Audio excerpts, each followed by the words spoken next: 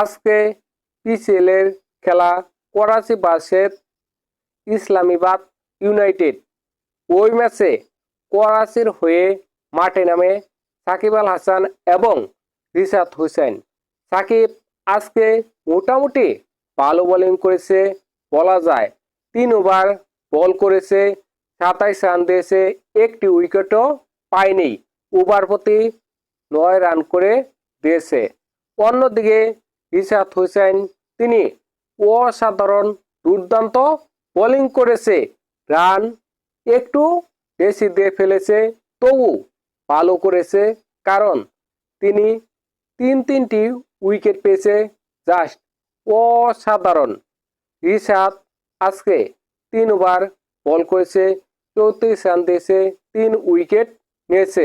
অন্যদিকে সাকিব আজকে 3 ওভার বল করেছে, 27 রান দিয়েছে, ওভার প্রতি 9 করে। দেখেন সাকিব ব্যাটিংয়ে ব্যর্থ, চরম ব্যর্থ।